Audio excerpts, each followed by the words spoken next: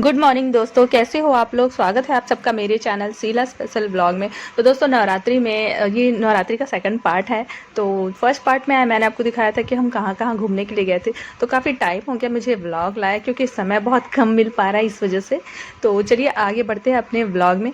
तो ये हमारे जो भिलाई है उसके जस्ट बगल में लगा हुआ है सेक्टर एरिया, उधर का है।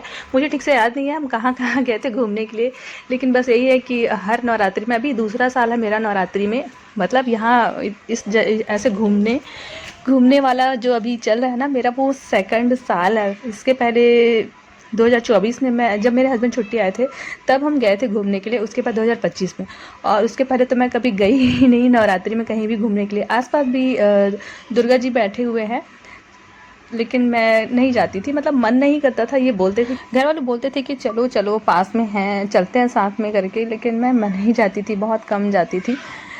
कम क्या, मैं गई ही नहीं हूँ। उसके बाद ये है दूसरा साल मेरे हस्बैंड के साथ जब मैं गई थी। और जब जाती हूँ ना तो मेरा बेटा है वो इतना खुश रहता है ना, मैं क्या बताऊँ। यहाँ पे आके वो इतना ज़्यादा खुश हो गया था। वो बाहर में था ना तो बहुत परेशान कर रहा था, रो रहा था। फिर जैसे ही हम अंदर इंटर किए, वैसे ये बच्चों के लिए कार्टून कैरेक्टर, वो तो ज़्यादा देखता नहीं है कार्टून वार्टून, अभी छोटा ही है 2.5 साल का, तो उसको कुछ पता नहीं है।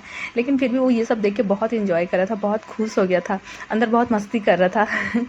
और मुझे तो उतना अच्छा नहीं लगा, क्योंकि कार्टून वाला है। तो ठीक है, बच्चों के लिए तो सही है। और उसके बाद ये देखो। तो दोस्तों आप लोग बने रहिए मेरे ब्लॉग में।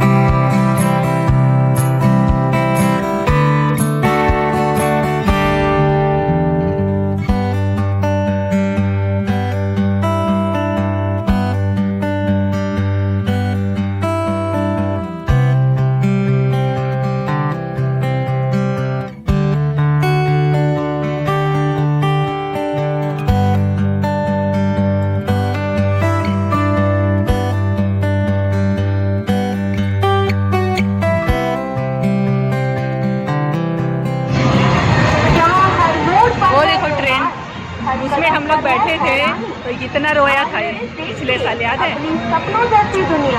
चलो चलो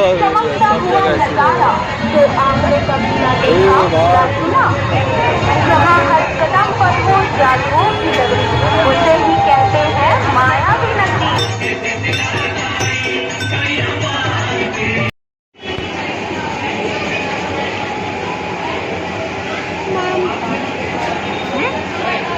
मम पियोगे?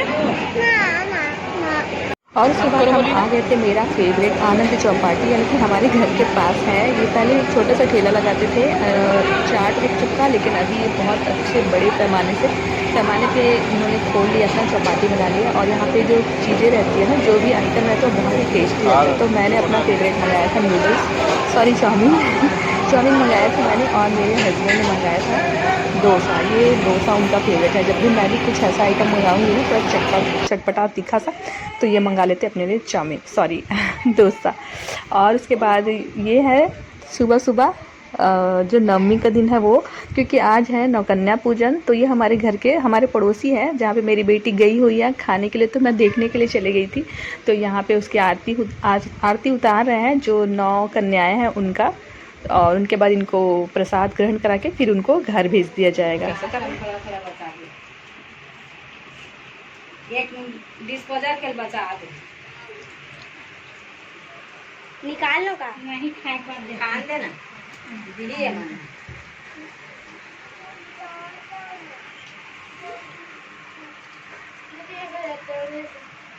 कहा दे किथे आई तोड़ दे नान तोड़ के दे खिला भी सकते हो, जो नहीं खाते तिल खिला भी सकते हैं।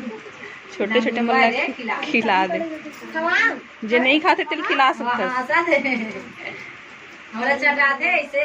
और फिर गुड मॉर्निंग दोस्तों, आज है फिर दसवीं के दिन होता है नवा पानी खाते हैं, यानी कि जो पुराना जो होता है ना, जो देवी देवता वहाँ के जगह को पूरा लिपाई पोताई किया जाता है। आज के दिन साफ़ सुथरा किया जाता है पूरे घर को, और जो देवता के ऊपर जो झंडे ऐसे लगाए रहते हैं ना छोटे छोटे से, उसको क्या बोलते हैं मुझे अच्छे से तो नहीं पता, तो सबको फिर से नया करते हैं। उसका जो रॉड नहीं है, वो लकड़ी का ही रहता है, बांस का रहता है वो, तो उसको पूरा नया लगाते हैं। उसमें नींबू डालते हैं और ऐसे उसमें ऐसे गड़ाते हैं लंबा सा, एक फीट का होता है वो, तो ऐसे उसके ऊपर लगाते हैं। तो पूरे जो देवता रहता है ना, उसको लिपाई पुताई करके और फिर उनके लिए ये जो प्रसाद है वो बनाते हैं। जो सफ़ेद वाला होता है, वाइट वाला, उसको पता नहीं क्या बोलते हैं, कुछ तो बोलते हैं, मुझे अच्छे से तो नहीं पता। तो कई जगह बोलते हैं रोठ बोलते हैं, हमारे छत्तीसगढ़ में रोठ बोलते हैं कई जगह, लेकिन ये रोठ नहीं था, हमारे यहाँ रोठ नहीं चढ़ता है। ये सफ़ेद वाला चावल आटे का कुछ होता है, वो मुझे नहीं पता क्या बनता है। और खीर पूड़ी मैंने बनाया था। तो आज मेरी सासू माँ सुबह सुबह यही काम करी थी। तो चलिए दोस्तों, आप लोग बने रहिए मेरे ब्लॉग में।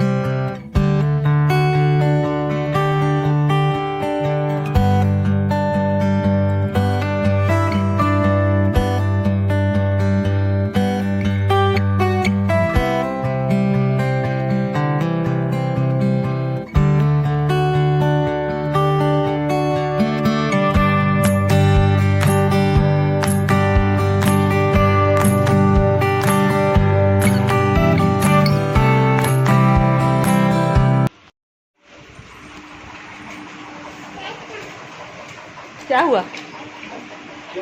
दो, मैं खिला दूँगी, छोड़। तो भातू खिलाऊंगी, फिर जल्दी करो, नहीं तो भातू खिलाऊंगी। चल चल फिर।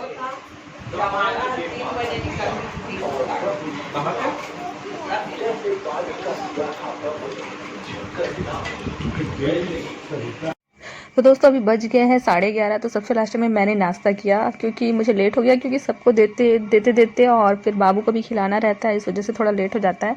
तो फिर मैंने ऐसे ही इसको खिला के फिर एक बार मैं बाइट लेती हूँ, फिर इसको एक बाइट देती हूँ, फिर बस ऐसे ही। उसके बाद देख रहे हो आप किचन की हालत क्या हो गई है। फिर चलिए इसको साफ़ करने के बाद आप लोगों से मिलती हूँ, क्योंकि जब तक ये साफ़ नहीं होता ना, तो सच बताऊँ किचन जब तक गंदा रहेगा लगता ही नहीं कि पूरा काम हुआ है। जब किचन पूरा साफ़ होता है ना, तब लगता है कि हाँ किचन का काम ख़त्म।